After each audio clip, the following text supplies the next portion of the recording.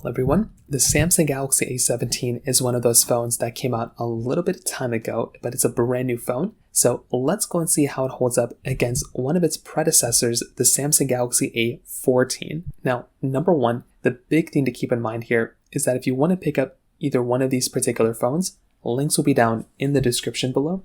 You can get them from there and you can help support the channel at the exact same time. Now, number one, when we look at the outside, the Samsung Galaxy A14 is one of those types of devices that came out back in 2023. So it's a few years old now. The front side of this phone was giving you a 6.6-inch PLS LCD panel.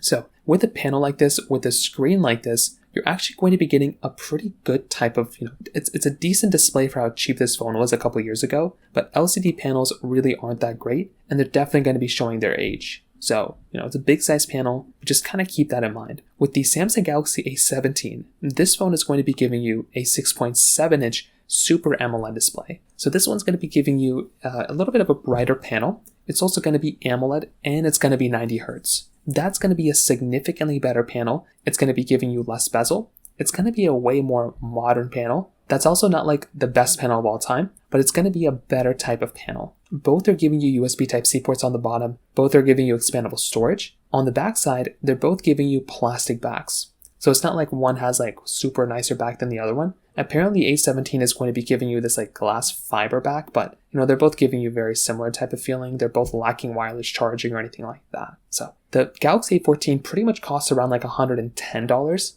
The A17 costs about $200. So if you're on Amazon, that's kind of what the main difference is going to be there for the most part. Now, on top of that, when we're looking at the cameras, both these cameras are going to be slightly different. However, they're both on paper going to be very similar. They're both like triple camera setups. They're both like 1080p at 30 frames per second.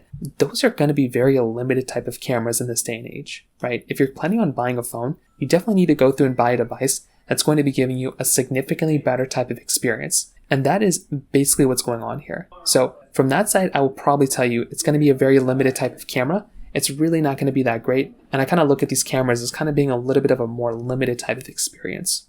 However, with software updates, the Galaxy A17 is probably going to be giving you a better type of experience here. The Galaxy A17 is probably going to be able to give you, with the Galaxy A17, this phone is getting many software updates. There are like so many software versions coming out for that type of phone, and that is something that's actually really awesome. With the Galaxy A14, this is going to be a phone that's already going to be a couple years old, and from that perspective, it is going to be showing its age just a little bit more, right? So if you're going to go through, pick up a phone, that right there is going to be one of those things. But it's not the biggest deal in the world, like I said, but that is going to be just another one of those big things to keep in mind there. When it comes down to the performance, the Galaxy A14 is giving you that MediaTek Helio G80 chipset or that Exynos 850 with 4 or 6 gigs of RAM. The Samsung Galaxy A17 is going to be giving you the Exynos 1330 chipset with 4, 6, or 8 gigs of RAM. So it depends on you which performance, situation you kind of want to go down. But I would say the Galaxy A17 is going to be faster, but I will say it's really not even that big of a difference. You're still maintaining and still getting a really good type of experience between both of these phones, right?